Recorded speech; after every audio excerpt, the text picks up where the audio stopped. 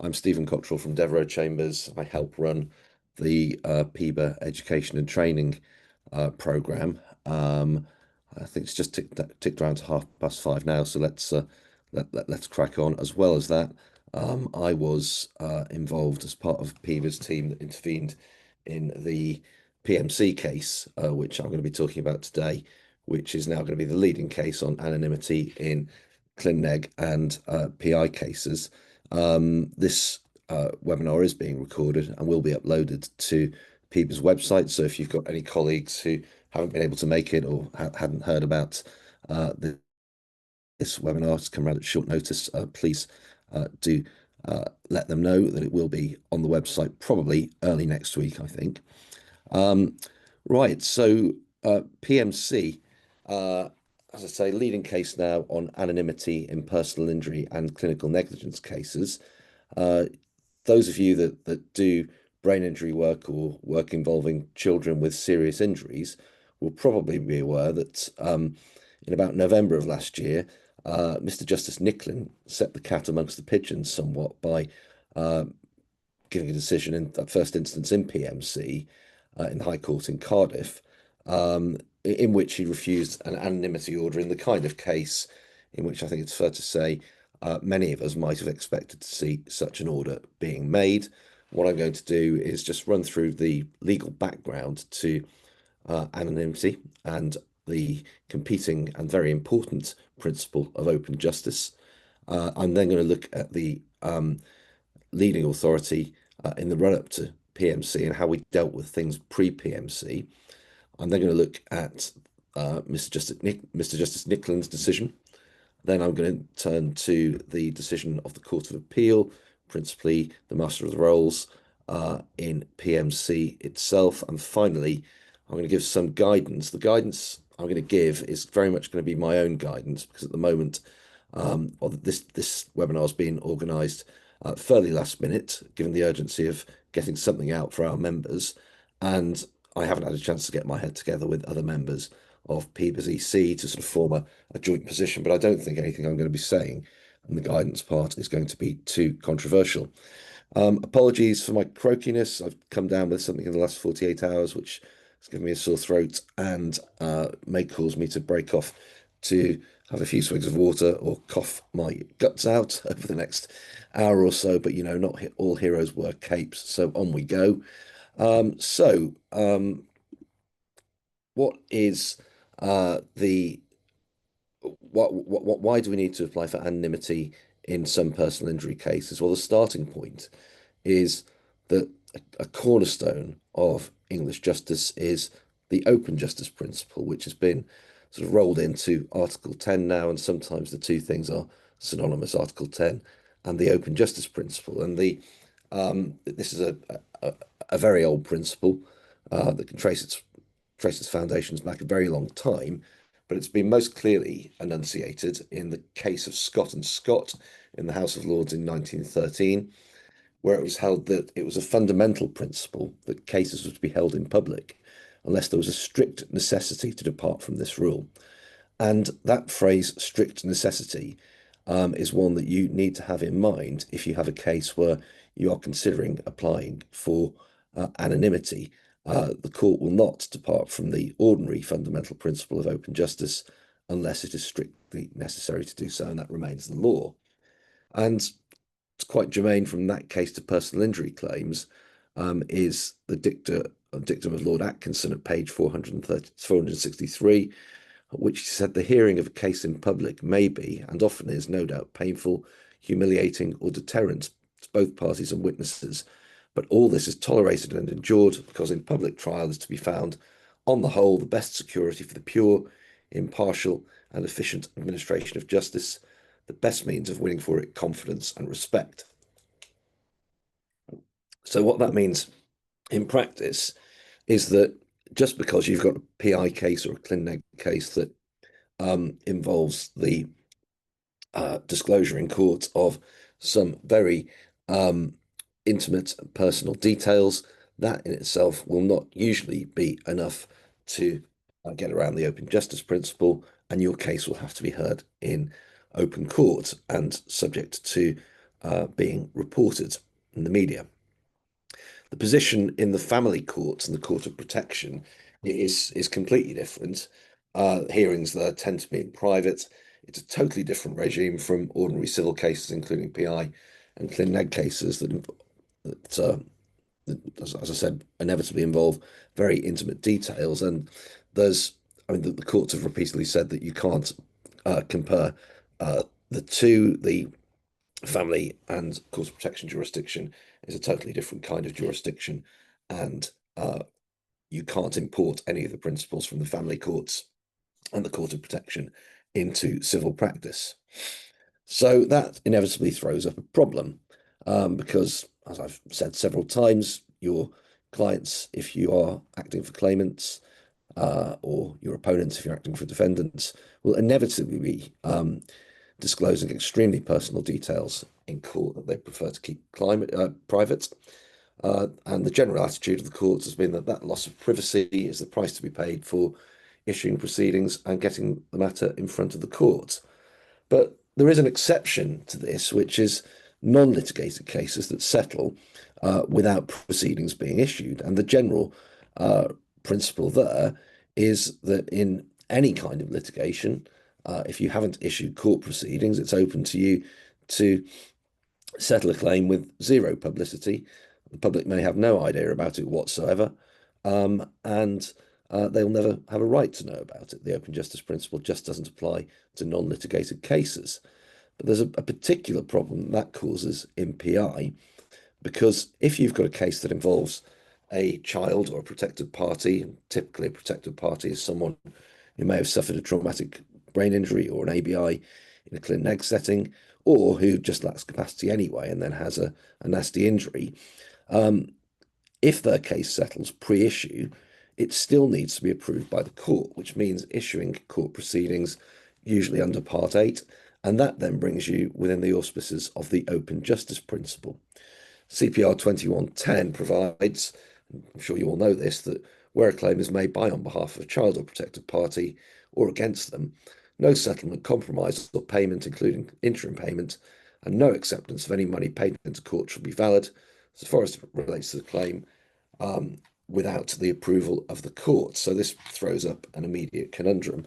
On the one hand, you've got a very vulnerable injured person, a child or protected party. On the other hand, you've got the open justice principle, and they have to bring their claim before the court in order for the settlement to be binding. It may be thought that that is somewhat unfair and discriminatory.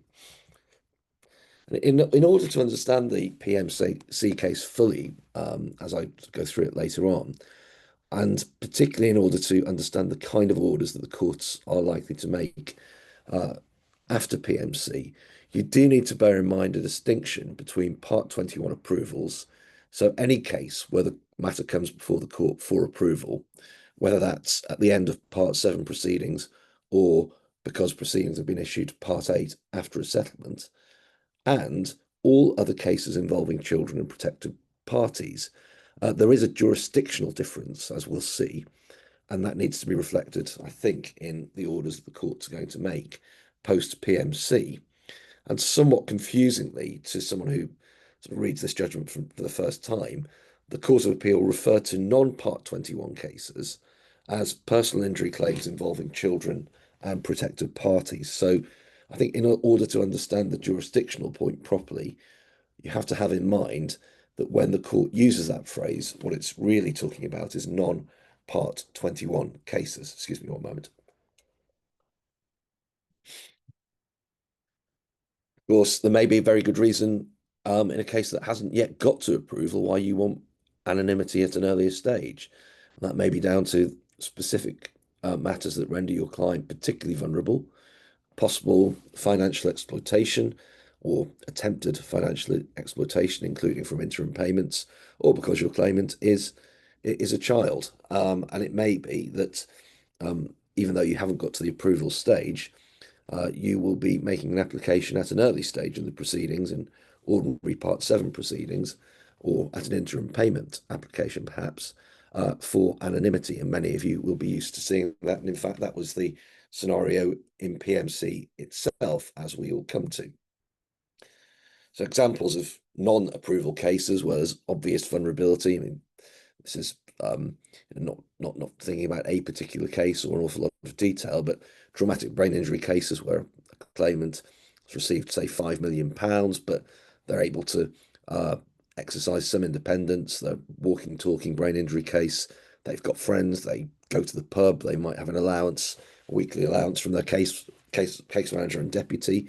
So they've got money in their pocket, and there is the potential of exploitation and potentially physical harm as well. Other obvious cases just involve children with a large amount of money. So there's obviously in those cases the risk of exploitation or harm, and that risk exists even though you're not dealing with an approval scenario. And we'll just look at the sort of jurisdictional difference briefly. As I say, it's important to have this in mind before we get into the detail. The Court of Appeal's judgment in PMC makes it clear that the jurisdictional basis for anonymity is different in Part 21 approvals and other cases, and the court may take a slightly different approach in a non-approval case, but we'll come back and look at how that might be different later on as we get into the meat of the judgment. Although, having said that, the effect of the judgment, I think it's fair to say, is that applications for anonymity will tend to be made much earlier than was the case pre-PMC, and often early on in Part 7 claims where you have a child or a protected party, irrespective of whether the case is likely to go to approval. So in the years up to 2015, different courts took different approaches to applications for anonymity in serious brain injury and children PI and clinic cases. The case of JXMX and Dartford, which is referred to by the Master of the Rolls throughout his judgment as Dartford, was a case that went to the Court of Appeal in 2015, where anonymity was an issue. PIBA intervened and successfully managed to help bring some uniformity to anonymity applications. And JXMX was and remained until PMC binding authority on the approach to anonymity in Part 21 approval cases. Shortly after judgment in JXMX was handed down, the Civil Procedural Rules Committee came up with Form PF10, which is a model draft order for anonymity cases, and that was tweaked over the years, and that ensured some uniformity of approach. JXMX, I'll just read you the relevant part of the judgment of Lord Justice Morbick, and then look at the procedure that he suggested should be put in place. Lord Justice Morbick said that ultimately the court had been persuaded that although each application would have to be considered individually, a limited derogation from the principle of open justice would normally be necessary in relation to approval hearings to enable the court to do justice to the claimant and his or her family by ensuring respect for their family and private lives. In some cases, it may be possible to identify specific risks against which the claimant needs to be protected, and if so, that will provide an additional reason for derogating from the principle of open justice, but we do not think that it's necessary to identify specific risks in order to establish a need for protection. He went on to say that the circumstances giving rise to the settlement will inevitably differ from case to case, but the interference with the right to private and family life will essentially be the same in almost all cases. It's sufficient in our view that the publication of the circumstances giving rise to the settlement would, in the absence of relief, involve injustice in the form of an interference with the Article 8 rights of the claimant and his or her family. And just pausing there, it's easy to see, just reading those extracts, how one possible reading of JXMX is that a claimant's right to private and family life under Article 8 of the CHR would almost automatically trump the public at large's, the general Article 10 rights and the media's Article 10 rights and the principle of open justice in approval cases. And as we'll see, that caused some consternation over the years, which I think probably led to the situation we had at first instance in PMC.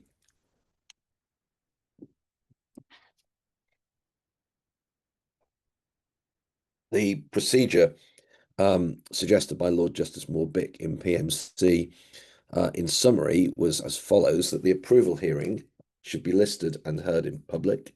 So that's to say that you don't anonymise the hearing on the court list just because there is an application for anonymity.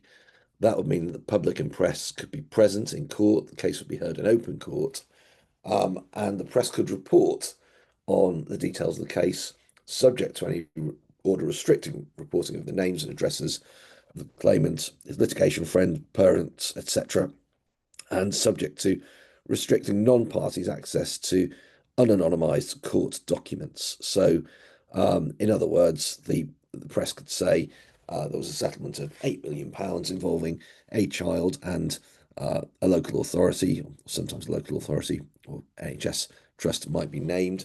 And these were the facts of the case, but they couldn't name the claimant, litigation friend, or parents. They couldn't get copies of the original claim form if that hadn't anonymised the claimant. And oh, sorry, I'm back a bit. And that meant that this was preferable to cases being heard in private, which the courts have generally seen as a more restrictive option rather than having public justice subject to restrictions on reporting the identity of protected parties or children. The procedure required the judge to hear submissions before making an order. And again, you can see why this was interpreted as perhaps a presumption in favour of anonymity. It was said that unless the judge was satisfied after hearing argument that it wasn't necessary to do so, the judge should make an anonymity order for the protection of the claimant and his or her family. Now, as I think we'll see when we go through the judgment of the Court of Appeal in PMC, that is probably a matter of emphasis and nuance. And it's been said very clearly in PMC that Lord Justice Morbick was not seeking to lay down a presumption in favour of anonymity in all approval cases. The sixth and seventh points of the procedure that arose out of JXMX was that if the judge concluded that it was unnecessary to make an order, he should give a short judgment setting out his reasons. And the judge should normally give a brief judgment on the application. That's the application for approval in any event, taking into account any anonymity order. And those of you that do approval hearings will be aware that judges do routinely now give short judgments, setting out their reasons for the approval and for any decision they make on anonymity. An important safeguard for the media exists in the form of CPR 39.25, which provides that unless the court otherwise directs, where the court acts under paragraph 3 or 4, which is to say where it makes an anonymity order, a copy of the order should be published on the website of the judiciary, and any person who isn't a party to the proceedings may apply to attend the hearing and make submissions or apply to set aside or vary the order. So that's an important backstop for the media and an important preservation of the open justice principle, even where an anonymity order has been made, especially if no member of the press was present when the order was made. JXMX, from a PI practitioner's point of view, generally worked pretty well in practice. Over the years, it was finessed with the introduction and evolution of Form PF10. Arguably, I think it's fair to say some judges maybe have been over the years a little bit trigger happy with applications for anonymity. I've certainly had experience of judges granting anonymity to defendants on application. Now, there may be circumstances where it's necessary to anonymise the defendant in order to prevent the claimant's name getting out. But I've had cases where defendants have sort of piggybacked on the back of a claimant's anonymity application, and judges have acceded to that, which I think just shows that perhaps some judges are a little bit too ready to grant anonymity without really considering Article 10 and the open justice principle. And that, unsurprisingly, I think, has led to some judicial unease, especially among non-PI High Court judges with media and privacy backgrounds. And some question marks arose about the jurisdiction to make the kind of anonymity and reporting restriction orders that were being made under PF10 before PMC was decided.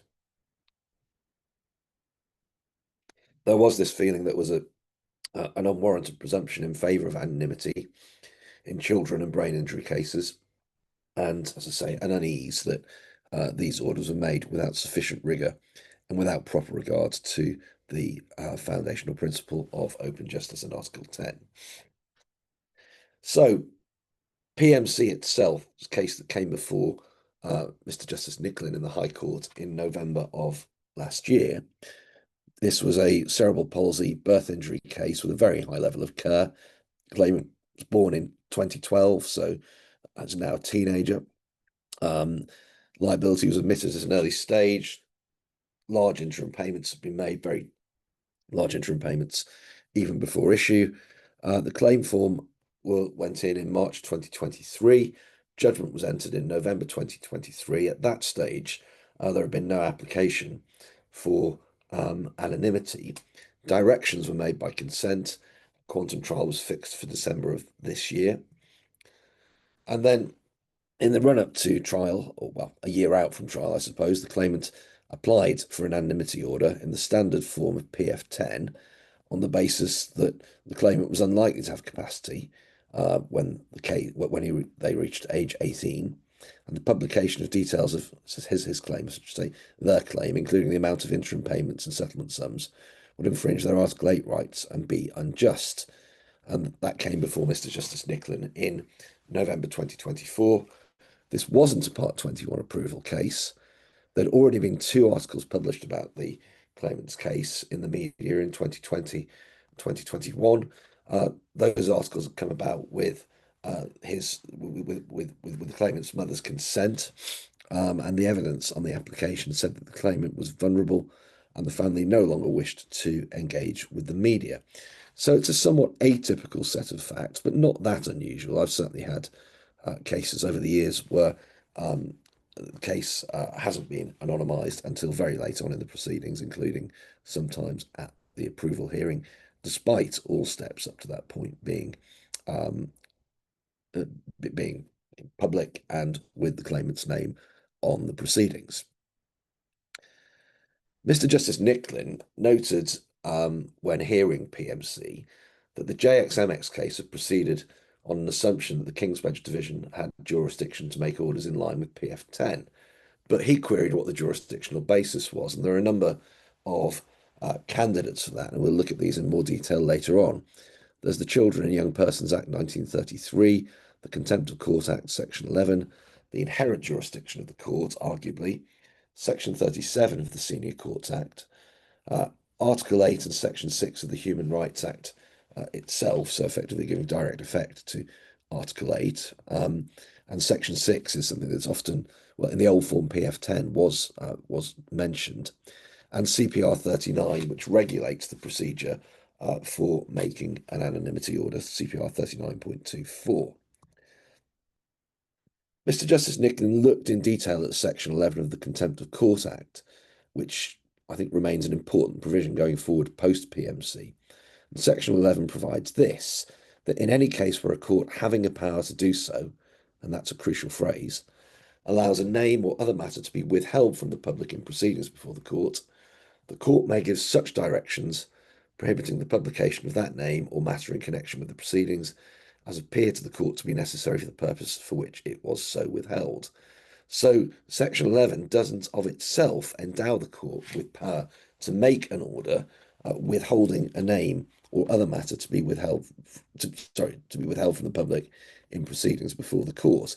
It endows the court with the power to give further directions prohibiting publication of the name, but the power to withhold the name from the public has to come from elsewhere.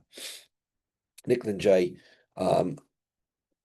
in a very detailed judgment, sort of set out the fact that litigants have been confused about different orders contemplated by Section 11 of the Contempt of Court Act. The practice post-JXMX was generally to refer to these orders as anonymity orders.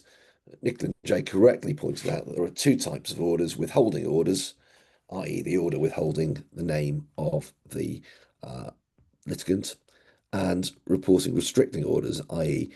the order preventing the publication of that material. and the definitions of withholding orders and uh, RROs, reporting restriction orders, are set out by the Court of Appeal. And I give you those definitions there as defined by the Court of Appeal in PMC itself. As I say, it was a precondition of a reporting restriction order that withholding order should already have been made. Mr. Justice Nicklin held that there was no inherent jurisdiction to make a withholding order. The basis for that finding was, in effect, that if there was such an inherent jurisdiction, what was the point of Section 11? It was clear that the Children and Young Persons Act did bestow a power, but any order made under that act, according to case law, will tend to expire at age 18. Section 6 of the Human Rights Act combined with Article 8 were not enough. It was said that CPR 39 didn't create any power. It only regulated the power of the court. And Section 37 did create a power, but it wouldn't always be appropriate to invoke it.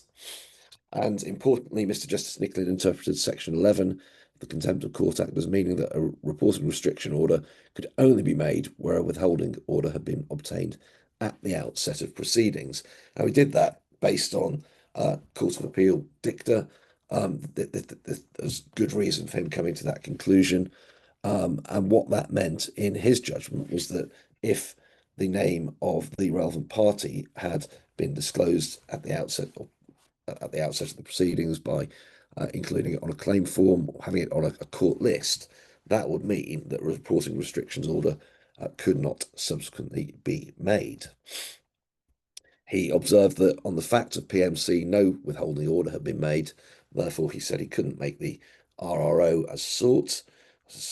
He said that there wasn't an inherent jurisdiction to make the RRO. He said that JXMX was inconsistent with Article 10 and the open justice principle, which is a pretty bold submission for a High Court judge dealing with a bold conclusion for a High Court judge dealing with a Court of Appeal authority, albeit that JXMX dealt only, it was said, with Part 21 approvals, of which PMC was not one. And he concluded that JXMX didn't apply where the claimant's case had already attracted publicity, as was the case because the claimant's mother had engaged with the media.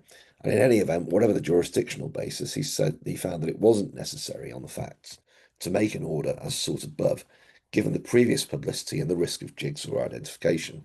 What that means, jigsaw identification, is that if there is some information out there about the claimant already, that there is a risk that a member of the public or the media organisation will be able to put two and two together and figure out who the claimant is.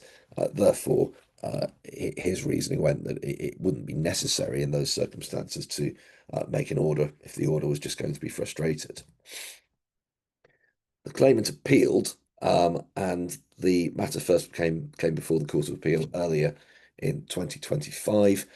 It was adjourned pending a decision of the Supreme Court in a case called Abbasi, which did clarify some matters, but doesn't feature too prominently in the Master of the Rolls judgment. And it came back on then in July of this year. In the meantime, the Court of Appeal, at the first hearing in PMC, said that practitioners should carry on using Form PF10. And among the issues to be determined on PMC were the jurisdiction to make anonymity orders. And not surprisingly, that was a matter that took up a lot of the court's time on argument. And I don't need to get into the weeds on that. PIBA was neutral on that. It was the claimant's submission that there was inherent jurisdiction to make anonymity orders, and we'll see how that panned out. Other issues that needed to be considered were how withholding orders and reporting restriction orders worked under Section 11 of the Contempt of Court Act, particularly where no withholding order was made at the outset. The legal status of JXMX, what to do where there has already been some media reporting of a case, and more generally, guidance for those of us that do this kind of work.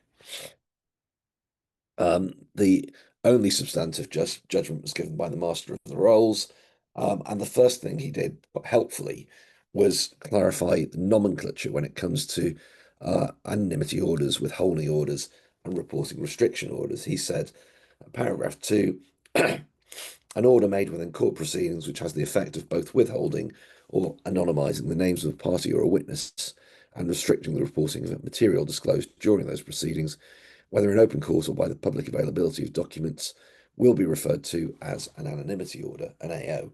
So what you'll be applying for if you do claimant work in the future, or considering if you are doing defendant work, is an application for an AO. At paragraph 8 of his judgment, he dealt with jurisdiction in this way. He said the authorities demonstrate that there is a limited common law power to derogate from the principle of open justice in civil or family court proceedings by making within court proceedings both a WO and an RRO, so in other words, an AO. This kind of RRO takes effect as an order preventing publication of specified material disclosed during proceedings, whether in open court or in documents placed before the court. Paragraph 9, he determined that JXMX remained good law and generally binding, but it dealt only with approval applications under CPR Part 21, which PMC wasn't. And he said that although PMC wasn't an approval case, the same principles apply, as explained below, to applications for AOs in personal injury actions brought by children or protected parties. So you've got that phrase that I mentioned at the outset there, personal injury actions brought by children or protected parties. And again, I'm just stressing here that he's using that to distinguish those cases from Part 21 cases, albeit that Part 21 cases are, of course, going to be PI cases brought by children or protected parties. Paragraph 10, he dealt with the question whether it was necessary for a withholding order to be made at the outset of proceedings. As I said earlier on, Mr. Justice Nicklin had taken that from Court of Appeal Authority in Press Association. The Master of the Rolls disagreed with the dicta of Lord Judge in that case. And he said that it wasn't a precondition to the making of an order in Section 11 that the name of the defendant in that case, the litigant, the party seeking anonymity, should have been withheld throughout the proceedings. I see no reason as a matter of jurisdiction why an AO should not be made relying on either the common law power or Section 11, even if a WO was not made at the beginning of the proceedings. Fourthly, he decided that in an application for an AO in a personal injury claim, so a non-Part 21 claim, brought by a severely injured client, the child through their litigation friend, the judge was wrong to refuse the AO. The terms of the AO can, however, only be prospective, not retrospective, because of the previous publicity that the case has attracted. So what he's saying there is that past publicity will not necessarily bar prospective anonymity orders, and the anonymity order was made in the case, despite it not being Part 21 approval. The Court of Appeal didn't actually say that anonymity orders could never be retrospective, but it's clear that the practical implications of trying to retrospectively enforce an anonymity order were the cat is already out of the bag, which would involve taking down websites and preventing further publication of information that's already been published under potentially a power to commit some of contempt of court if they're in breach of that order is A, fairly draconian, and B, something that's difficult to enforce. So generally speaking, the courts will be much more keen on prospective rather than retrospective anonymity orders, although they haven't ruled out the possibility of such orders taking retrospective effect. So going through the judgment, having gone through the sort of summary of the judgment at the outset, we get to the meat of the judgment, paragraphs 98 onwards, and the difference between Part 21 approvals and non-approval hearings. Paragraph 98, it's said by the Master of the Rolls that Lord Justice Morbick correctly identified the essentially protective nature of approval hearings under CPR Part 2110, which was similar to, if not an aspect of, the parens patriae jurisdiction exercised on behalf of the Crown. And insofar as the judge, that's Mr. Justice Nicklin, treated applications under Part 21 as identical for other applications for anonymity, he was, in my judgment, wrong. Quite different factors apply when the court is exercising a protective jurisdiction, as the authorities I've mentioned make clear. That said, even the exercise of protective jurisdiction of this kind does involve derogation from the principle of open justice and requires to be treated as such. Now, I have a slight difficulty with the phrase quite different factors apply when the court is exercising a protective jurisdiction. It having been said by the Master of the Rolls earlier on that, sorry, scanning back to his previous dicta, paragraph 9, that the same principles apply to application for AOs and personal injury actions brought by children or protected parties. So arguably there's a bit of a tension there as to whether the same factors are at play in an application under in an application for anonymity on an approval hearing, as opposed to an application for anonymity at a different stage of the proceedings.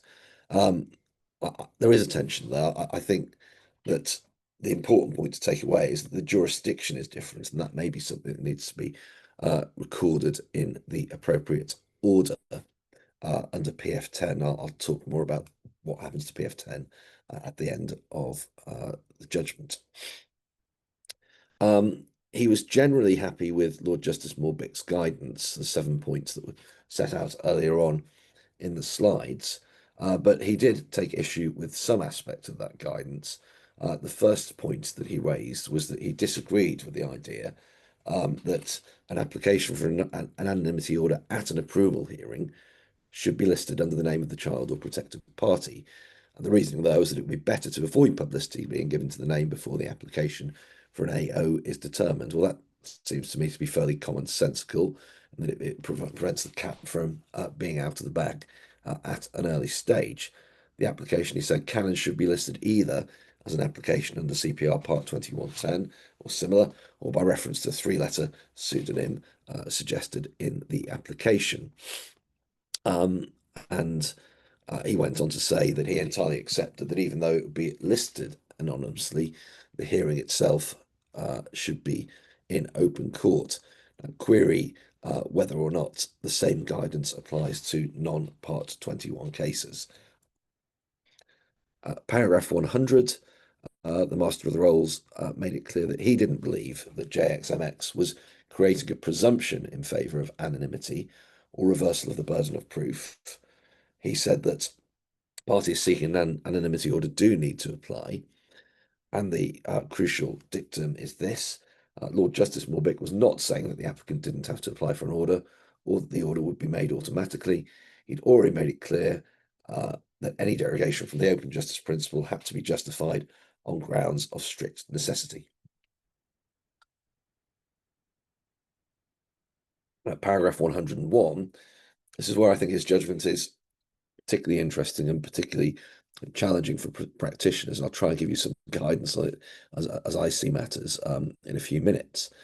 He talked about the evidence that needed to be adduced in support of an application for an AO in the approval context. And he said that this depended on the case. So, excuse me. So the court was very clear, very keen not to set down rigid guidelines. The essential circumstances of the case must be set out in the evidence. So if you're applying for an anonymity order, you have to say whether it's on the face of the application or in a short witness statement what the case is all about. There are no presumptions about the outcome of the application and no special rules exempting the applicant from producing the best evidence available in support of the application. So that seems to be saying you've got to put your best foot forward and say why anonymity is specifically required on the facts of your case. But he then goes on to say, I do not think, however, that the evidence needs to speculate as to future risks, specific risks to the claimant. As Lord Reed and Briggs said in Abbasi, the fact that the risks to the party in question lay entirely in the future might mean that there would have to be reliance on generic evidence based on the adverse effects of publicity in earlier comparable cases. So again, I think there's a bit of a tension in this paragraph, because on the one hand, practitioners are being invited to put forward evidence, to put forward the best available evidence in support of their application. there won't be any presumption in favour of making an order, and this is in the approval context, let alone in a non-approval context. But on the other hand, what the court didn't want, I think what the court really wants to avoid is just a sort of Article 8 versus Article 10 generic sort of playoff between those two factors. And I can understand why the court might think, well, it's unhelpful to say that just because you have a certain type of brain injury, perhaps you have executive dysfunction or a frontal lobe injury, that means, based on previous case law, that there is a risk that you will be exploited financially or harmed physically if it becomes known that you have been awarded a large sum of money. I'll come back to what I think practitioners should do in due course. In cases where there's already been media guidance, paragraph 102 of the judgment makes it clear that where the parties are aware that the media or other non-parties have published information about the case or shown a specific interest in doing so, those non-parties ought to be notified of the court's consideration of the application so they can be heard if they wish. And where the media are present, they should be given an opportunity to speak on anonymity issues. But importantly and helpfully for claimant lawyers, the Master of the Rolls said that he couldn't see why, in cases where no media organisation had an existing interest, the media generally needed to be notified in advance of an anonymity application because the protection was there in CPR 39. I think I should say 39.25, not 39.15, and the media would become aware of the fact that an order had been made after the order had been made and could apply to set it aside if necessary. At 103, he looked at non-approval cases, and he said that in an application for an AO in a PI claim by child or protected party, that is made under the inherent common law jurisdiction of the court to protect the integrity of its proceedings in the interest of justice. It's not made under the parens patriae protective jurisdiction or under an essentially protective process. So that is a big difference jurisdictionally between Part 21 cases and non-Part 21 cases, which, as I say, I think will need to be reflected in any order that is made. Nor will it normally be necessary to invoke the equitable jurisdiction of the court or Section 37. It will be possible in cases to which Section 11 applies to rely on that section. Despite what I've said about jurisdiction, children and protected party claimants are generally vulnerable and are persons whom the court should look to protect. So, although there is a jurisdictional difference here, that last sentence seems to suggest that courts may be relatively quick to grant anonymity applications in non-Part 21 proceedings where an application is made, and that the relevant jurisdiction, at least in the High Court, will tend to be pursuant to the court's inherent jurisdiction and Section 11 of the Contempt of Court Act. In terms of previous publicity, he said he didn't think that was an automatic bar to the making of a WO or an RRO in these types of cases. It was an important factor for the court to take into account, and effectively he said each case will be decided on its own facts. It's easy to envisage a case where the publicity goes beyond that in PMC, where there might have been reporting, for example, of a magistrate's court conviction of a careless driver who'd injured a child or vulnerable party that names the party, and there may, in other cases, be a magistrate's court's proceedings. There might be an inquest if it's a fatal case, and there might be TV and news reporting on the back of all that. So if it is a very well-known case, at least very well known in the claimant's local area, then you can see that there will be situations where the court may still be very slow to grant anonymity, especially if the claimant or their litigation friend has cooperated with the media who've been reporting matters. More on previous publicity at paragraph 105. And again, he emphasised the importance of the fact that the order that was now sought at the Court of Appeal was prospective, forward-looking rather than retrospective, and didn't require the media to remove material that had already been published. It was right to say that anonymising the name of the claimant and restricting publication of the name and identifying material is generally more likely to be more desirable derogation from the open justice principle than holding proceedings in private. So interestingly, he does hold out the possibility that in some cases it might be necessary for proceedings to be held in private. Um, and he points out that these are all derogations from the open justice principle. And he says this, it's worth mentioning, however, that those making applications for an AO would be well advised to do so as early as reasonably practicable in the litigation process. So if you've got a non-Part 8 case, a case that has issued Part 7, whether it's a liability and quantum dispute or just quantum, it may well be that you need to give consideration to making an application at the outset. Again, paragraph 110, excuse me, previous publicity doesn't disqualify an application of this kind, whether it's made under Part 21 or otherwise. Previous media coverage may be a pointer against making an AO. And he was comfortable with the fact, sorry, at paragraph 112, he was comfortable with the fact that a prospective AO will not totally prevent the possibility of jigsaw identification. This was on the facts of PMC, as there are already several media articles in the public domain. But in his judgment, he said that was not a reason to refuse the claimant a modicum of protection at this crucial stage of his personal injury claim.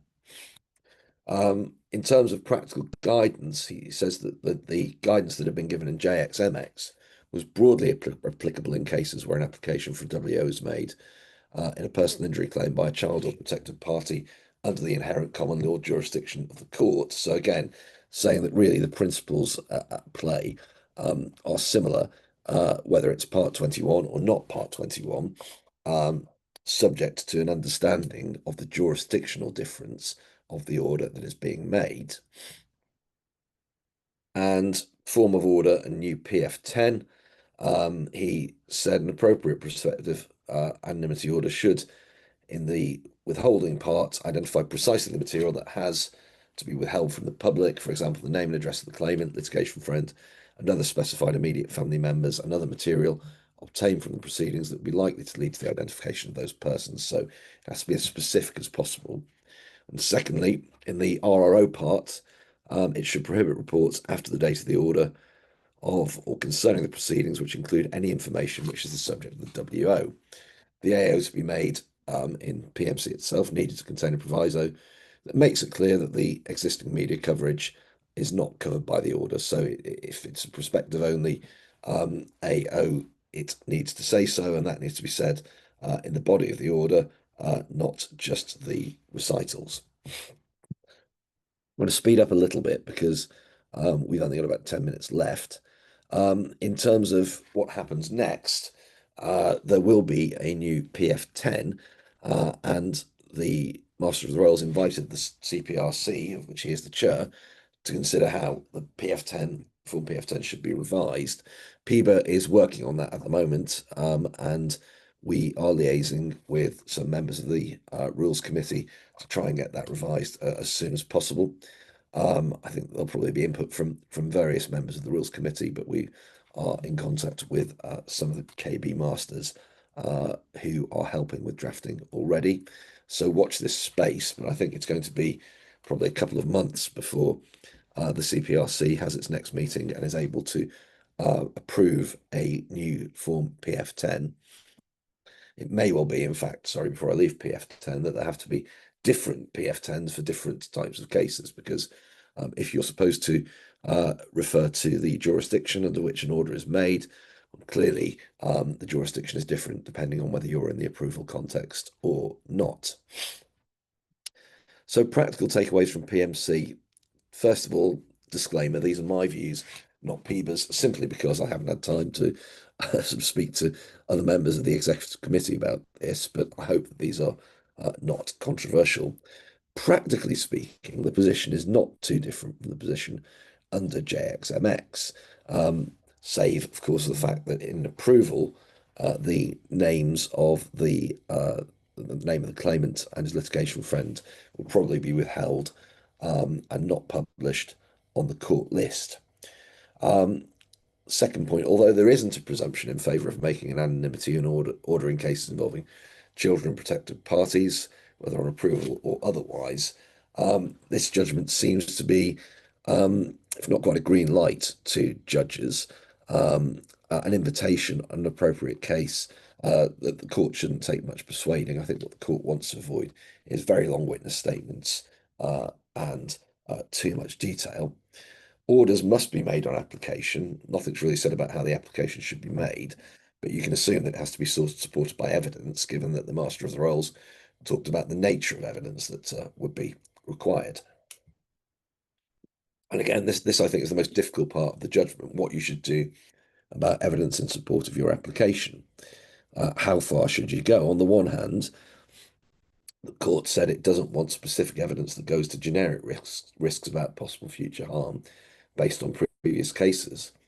On the other hand, some evidence is needed, and the Master of the Rolls made it clear that the claimant was expected to produce the best available evidence. So there is a bit of a tension there. Again, I think really what the court doesn't want is a 10-page witness statement detailing every situation in which the claimant has claimant's vulnerability has been demonstrated. But there has to be some detail and there has to be some colour. My view is, as I say, the court wants brevity and simplicity. In the most serious cases, such as PMC, it may be that the facts speak for themselves to a degree, but I think you're still going to put something in your application as to why it is that your client is specifically vulnerable.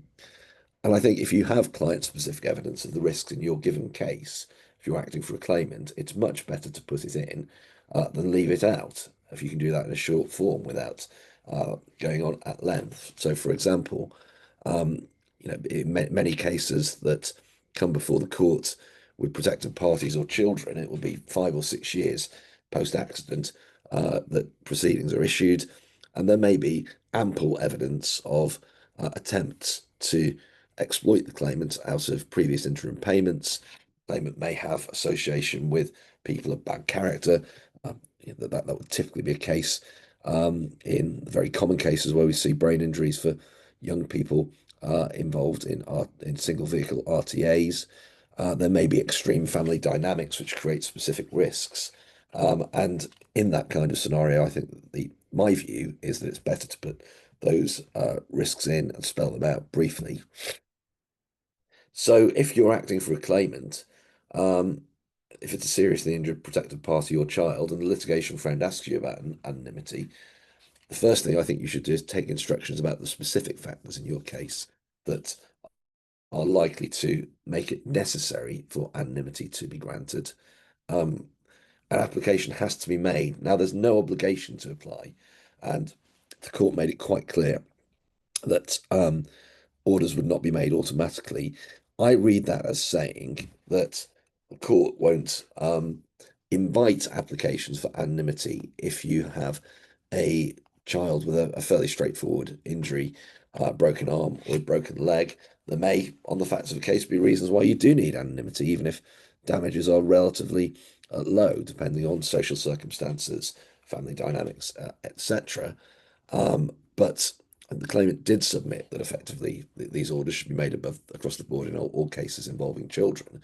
The court didn't deal with that submission specifically, but it seems to me that the position that obtains at the moment, which is that these applications are generally only made in serious injury cases, is probably how things will pan out going forward. And if you are speaking to a litigation friend at an early stage, you need to let them know that if they speak to the media, it may make it more difficult for them to get anonymity in the future. You need to find out before an application is made whether there's already been media coverage in the form of a magistrate's court, an inquest, or anything else. And as set out by the Master of the Rolls, it's going to be desirable to apply early. That has the advantage of avoiding the possibility of jigsaw identification becoming an issue. Query whether you need to anonymise the claim form. There will always be extremely serious and extremely difficult cases, often involving sexual assault and that sort of thing, where the claimant will want anonymity from the very, very outset. And I know some firms of solicitors do anonymise at the outset.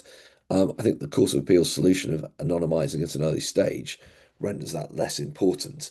I'm not saying that you shouldn't anonymise a claim form, but I am saying that if you don't anonymise a claim form, that shouldn't prevent you from being able to get an anonymity order at an early stage as appropriate.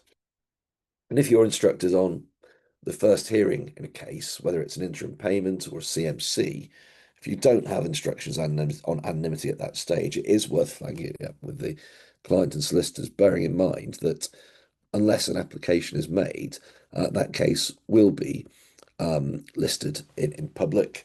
The documents on the case will be available for inspection under the usual way, under CPR Part 5.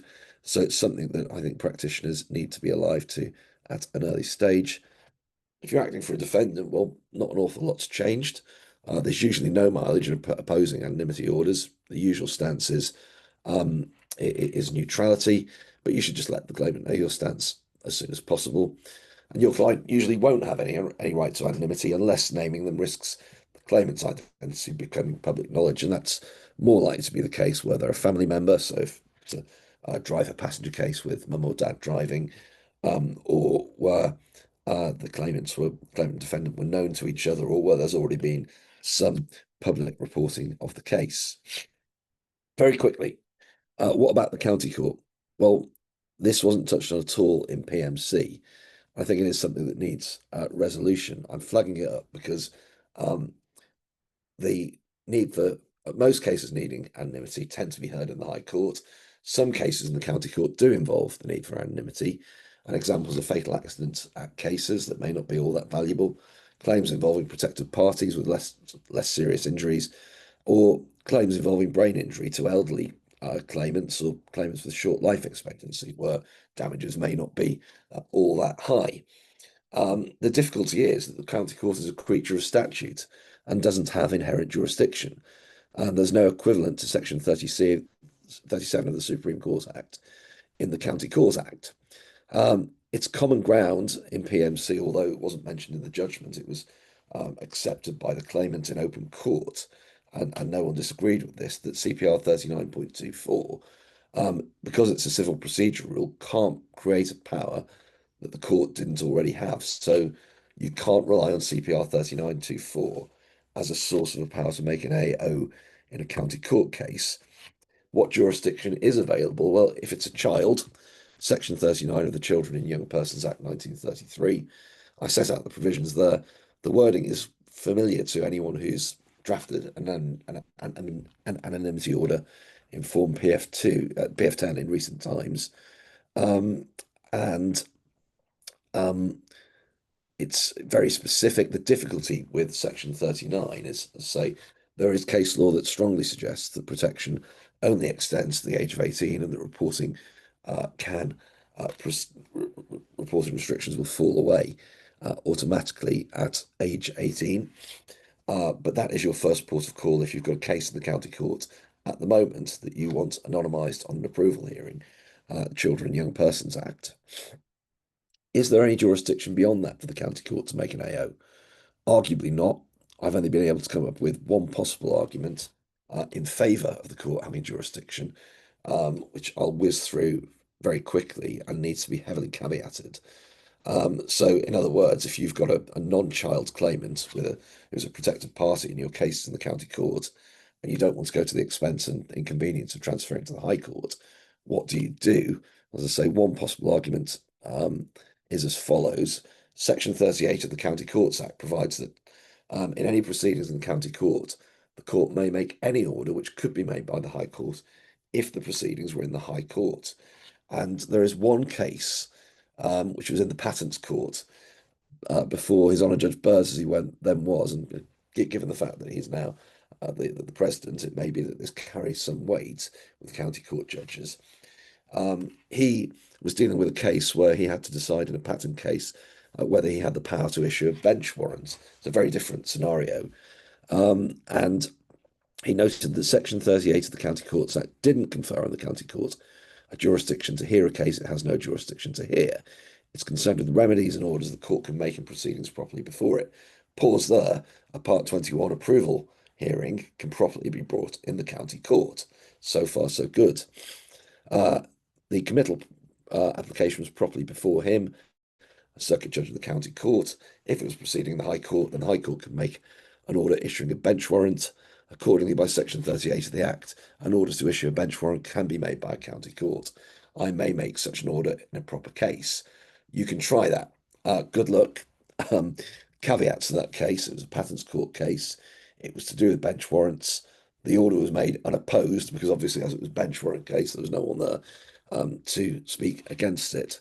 But if I had an approval for an adult protected party in the county court tomorrow, I would argue that this applied, and the alternative is transferred to the High Court. Now, I think I've got through everything I wanted to get through somewhat croakily, just within an hour. As I say, this is being uploaded to the PIBA website next week. The situation is developing, particularly with regard to PF10. We are considering putting a PIBA guidance note on the website in the meantime. Pending an updated PF10, you've just got to do your best, I think, to draft an appropriate order. I think PF10 is a good starting point. You need to take out references to sources of jurisdiction that aren't appropriate, such as Section 6 of the Human Rights Act, and you've got to put in the relevant source of jurisdiction that is appropriate, be that the Children and Young Persons Act, or the Contempt of Court Act, Section 11, or the court's inherent jurisdiction, or the parens patriae jurisdiction, depending on what case it is. As I say, this is a developing situation. We will do our best to give our members guidance and to get a usable and user-friendly, as far as possible, Form PF10 up and out as soon as possible. In the meantime, thanks all for coming along. I hope it was useful. If it was, or even if it wasn't, please ask your colleagues to have a look at this online on the website as of next week, and good luck.